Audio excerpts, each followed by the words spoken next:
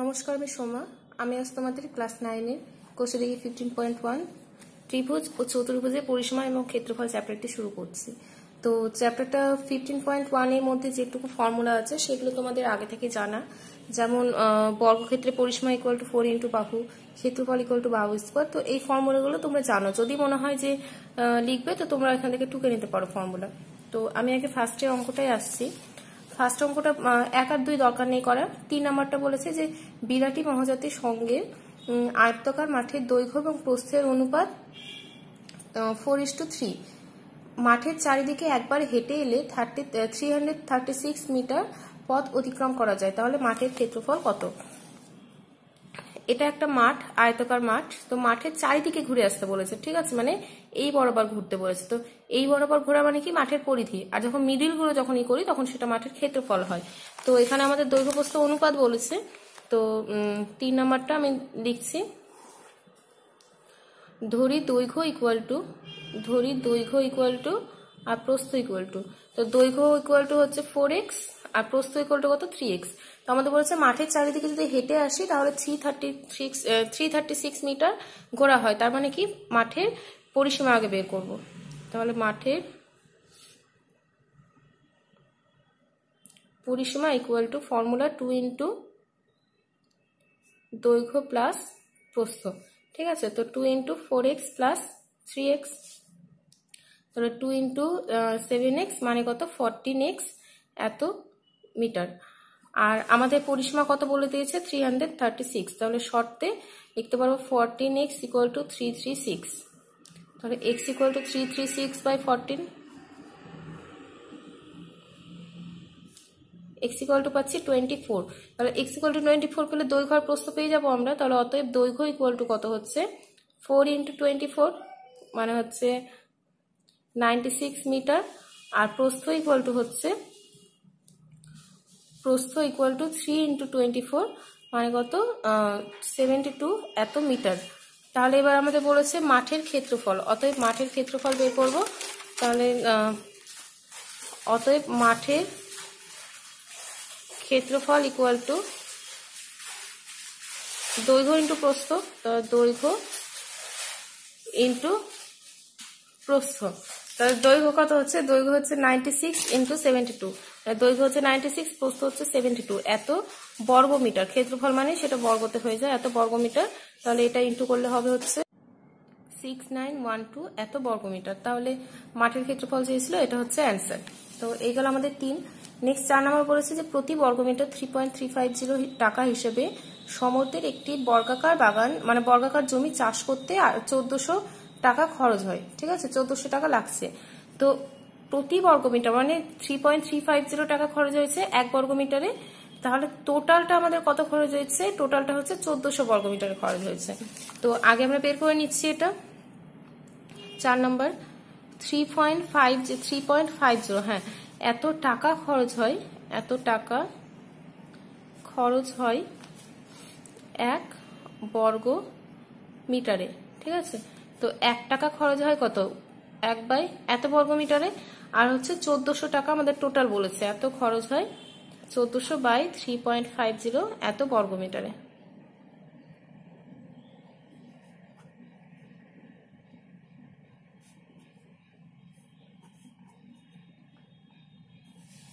তাহলে পাচ্ছি আমরা 400 বর্গ, ঠিক আছে। তো এটা বলেছিল 1400 টাকা টোটাল, মানে 1400 টাকা টোটাল খরচ হচ্ছিল কত? মানে 400, তার মানে টোটাল যে ক্ষেত্রফল সেটা কত পেলাম আমরা? 400। এবার আমরা করব, এবার যেটা বলেছে যে মানে 4 ধারটা বেড়া দিতে হবে, ঠিক আছে। তো যেটা আমাদের বেরোলো 400, সেটা কি? সেটা হচ্ছে ক্ষেত্রফল। অতএব ক্ষেত্রফল মানে এখানে কি বলেছে? ওটা এখানে বলেছে জমি, হ্যাঁ এটা বলেছে জমি। তাহলে অতএব জমির ক্ষেত্রফল ইকুয়াল টু 400 এত বর্গ মিটার। এবার আমরা এখান থেকে তাহলে জমির বাহুটা বের করে নিচ্ছি। বাহু ইকুয়াল টু কি? বর্গক্ষেত্রের এমনি কি যে বাহু স্কোয়ার, তাহলে যেটা ক্ষেত্রফল বেরোয় তাকে রুট করে দিলে আমরা কি পেয়ে যাই? বাহু পেয়ে যাই। তো হচ্ছে 20 এত মিটার। ক্ষেত্রফলকে যদি রুট করি মানে বর্গক্ষেত্রে ক্ষেত্রফলকে রুট করলে আমরা বাহু পাই, ঠিক আছে। তো আমাদের এবার বলেছে যে চার ধারে যদি বেড়া দিতে হয়, একটা যদি জমি হয়, এটা জমিটা চাষ কোথায় করি এগুলোতে, আর বেড়া কোথায় দিই, এদিক দিয়ে মানে পরিসীমা বরাবর, তো চার ধারে বেড়া দিতে, তার মানে কি তার পরিসীমাটা বের করতে বলছে। চার ধারে বেড়া দিতে 8.50 টাকা হিসেবে কত খরচ পড়বে। তাহলে অতএব জমির পরিসীমা বের করি আগে। জমির পরিসীমা ইকুয়াল টু কত, বাহু ইন্টু মানে 4 ইন্টু বাহু, তাহলে হচ্ছে এত মিটার। এবার বলেছে বেড়া দিতে এক প্রতি মিটার হচ্ছে 8.50 টাকা হিসেবে খরচ হচ্ছে। তাহলে অতএব 1 মিটারে খরচ হয় 8.50 টাকা। অতএব 80 মিটারে খরচ হয় 8.50 ইন্টু কত 80 টাকা। তো এখানে 00 উঠাচ্ছি, এত টাকা। তো লাস্টে আমাদের অ্যান্সার লিখবে অতএব সমুদ্রের জমিটির চারধারে একই উচ্চতার তারের বেড়া দিতে খরচ হয় 680 টাকা। তো এইগুলো আমাদের 4। নেক্সট 5 নম্বর বলছে সুহাসদের আয়তকার জমির ক্ষেত্রফল এত। জমিটির দৈর্ঘ্য 3 মিটার কমালে প্রস্থ 2 মিটার বাড়ালে জমিটা কি হয়ে যাবে, একটা বর্গাকার হয়ে যাবে। তো দৈর্ঘ্য প্রস্থ কত হবে। তো অত কিছুর আগে আমরা দেখি দৈর্ঘ্য আর প্রস্থটা ধরে নিব। যে ধরি জমির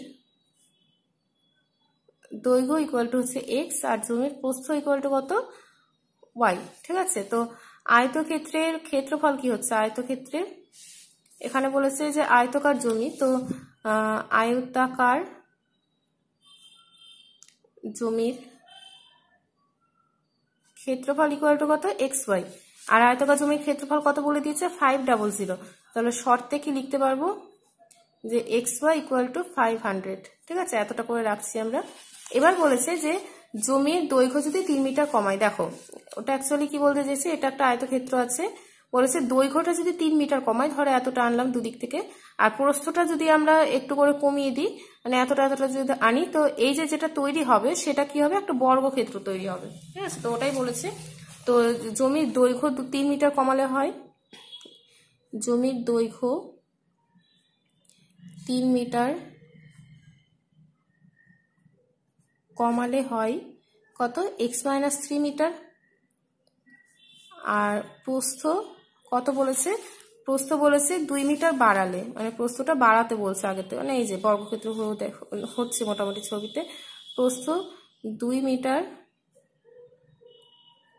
বাড়ালে হয়, প্রস্থ কত ছিল আগে y, সেখান থেকে 2 মিটার বাড়াচ্ছি এত মিটার। তাহলে জমিটা কি হয়ে যাবে, তখন একটা বর্গক্ষেত্র হয়ে যাবে। বর্গক্ষেত্রের বৈশিষ্ট্য কি, যে সবগুলো বাহুর দৈর্ঘ্য কি হয়, সমান হয়, ঠিক আছে। তো তার মানে কি এই বাহুটা মানে দৈর্ঘ্য আর প্রস্থটা তখন সমান হয়ে যাবে। তাহলে শর্তে x-3 ইকুয়াল টু কত, y+2। তাহলে এখানে কি হচ্ছে, x-y ইকুয়াল টু 2+3, মানে x-y ইকুয়াল টু হচ্ছে 5। তো দেখো x আর y, আর এখানে xy পেয়ে গেছি। তো আমি এখান থেকে y এর মানটা বের করছি, y ইকুয়াল টু কত, 500/x, এটা 1 নাম্বার দিচ্ছি। এখানে একটা y এর মানটা নিয়ে আমরা এখানে বসাবো, যেটা পরিবর্তন পদ্ধতি। তো y এর মান পেয়েছি আমরা 500 - x ইকুয়াল টু 5। তো হচ্ছে x² - 500/x ইকুয়াল টু কত, 5। তো x² - 500 ইকুয়াল টু 5x।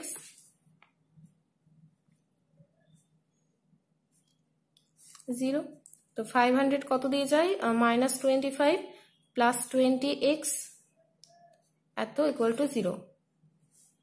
তো এক্সটা কমন নিচ্ছি, x-25, এখান থেকে 20 কমন নিচ্ছি, x-25, যেটা মিডিল টার্ম করি আমরা, x-25 R x+20 equal to 0। তাহলে কি হয়, x-25 ইকুয়াল টু 0, না হয় কি x+20 ইকুয়াল টু 0। তো x ইকুয়াল টু কত, 25, আর x ইকুয়াল টু কত, -20। দেখো জমির দৈর্ঘ্য প্রস্থ কোনো তো মাইনাসে হতে পারে না, তাই না। তো এখানে লিখবো অগ্রাহ্য করা হলো কারণ দৈর্ঘ্য কখনোই ঋণাত্মক হয় না, মানে কি মাইনাসটা হয় না, ঋণাত্মক হয় না, এটা রিজনটা লিখে দিতে হয়। তো অতএব x ইকুয়াল টু আমরা কি পাচ্ছি, 25। তো তার মানে কি দৈর্ঘ্য ইকুয়াল টু পাচ্ছি আমরা 25। অতএব দৈর্ঘ্য ইকুয়াল টু পেয়ে গেলাম 25 মিটার। এবার প্রস্থ বের করতে হবে, প্রস্থ ইকুয়াল টু দেখো 1 নম্বর ইকুয়েশনটাকে কি ভাবো, প্রস্থ মানে কি y, তাহলে y ইকুয়াল টু কত x by y equal to হচ্ছে 1 হতে পাই y equal to 500 by x মানে কত 25, তাহলে y ইকুয়াল টু 20। তো অতএব দৈর্ঘ্য ইকুয়াল টু 25 মিটার আর প্রস্থ ইকুয়াল টু 20 মিটার। তো এই গেল হচ্ছে আমাদের অ্যান্সার। এবার নেক্সট হচ্ছে 6 নম্বর বলেছে যে আমাদের গ্রামে একটি বর্গাকার জমির প্রতিটি বাহুর দৈর্ঘ্য 300 মিটার। জমির চারিদিকে একই উচ্চতার 3 ডেসিমিটার, দেখো মিটার আবার ডেসিমিটার মানে একক আগে ঠিক করতে হবে, 3 ডেসিমিটার চওড়া একটি দেওয়াল দিয়ে ঘিরবো। হিসাব করে দেখি 100 বর্গমিটার জমিতে 5,000 টাকা হিসাবে দেওয়ালের জন্য কত খরচ পড়বে। তো এখানে যেটা আমাদের বর্গমিটার বলে দিয়েছে, তো সেই জন্য আমি এটাকে ডেসিমিটার থেকে মিটারে বানিয়ে দেবো। তো বর্গাকার জমি যেটা আছে তার বাহুর দৈর্ঘ্য বলেছে, বর্গাকার জমির বাহুর দৈর্ঘ্য বলে দিয়েছে হচ্ছে এখানে 300 মিটার। তো বর্গাকার জমির আমরা ক্ষেত্রফল বের করে নিব আগে। ক্ষেত্রফল ইকুয়াল টু কত 300 এর হোল স্কোয়ার, 9 1 2 3 4 এত মিটার। ওকে, তো এবার আমি ছবি আঁকছি। এটা ধরো একটা বর্গাকার জমি, এর চারিদিক থেকে আমরা দেওয়াল দিচ্ছি। আমার জমি এতটা, তো আমি দেওয়াল কোন দিক দিয়ে দেবো, নিশ্চয়ই বাইরের দিক থেকে না, লোকজন তো মারবে এসে, কারণ আমাদের বাউন্ডারি যদি এত থাকে তাহলে আমি ভিতর থেকে দিব দেওয়ালটা। তো দেওয়ালটা যেটা দিয়েছি সেটা হচ্ছে 3 ডেসিমিটার চওড়া বলেছে। তো দেওয়াল ছাড়া যেটা মানে এইটার আমরা ক্ষেত্রফল পেয়ে গেছি, আমাদের এইটার ক্ষেত্রফল মানে যে দেওয়াল যেটা, দেওয়াল কোথায় আছে এখানে আছে, তার মানে দেওয়ালের ক্ষেত্রফল বের করতে হবে। দেওয়ালের ক্ষেত্রফল মানে কি বাইরেরটার ক্ষেত্রফল মাইনাস কি ভিতরেরটার ক্ষেত্রফল করলে আমরা মিডিলের ক্ষেত্রফলটা পাবো। তো ভিতরেরটা ক্ষেত্রফল বের করার আগে কি লাগবে, আমাদের বাহু লাগবে। তো তার জন্য আমরা বের করছি, এখানে বলেছে দেওয়ালটি চওড়া ইকুয়াল টু 3 ডেসিমিটার। তো ডেসিমিটার থেকে আমরা মিটারে বানাবো, মিটার ডেসিমিটার, তার মানে 3/10 এত মিটার। তাহলে দেওয়াল ছাড়া বা দেওয়াল বাদে জমির বাহুর দৈর্ঘ্য বের করব। তো দেওয়াল বাদে জমির বাহুর দৈর্ঘ্য কত হচ্ছে, বাহু কত ছিল আগে 300 ছিল, তাহলে 300 মাইনাস কি 2 ইন্টু 3/10, যেহেতু আমরা মানে এখানে ফর্মুলা ওয়াইজ 2ই নিতে হয় যেহেতু দুই দিক থেকেই করি। তাহলে 300 মাইনাস 3/5, তাহলে হচ্ছে 1500 মাইনাস 3/5, এটা হয় হচ্ছে 1047 বাই 7,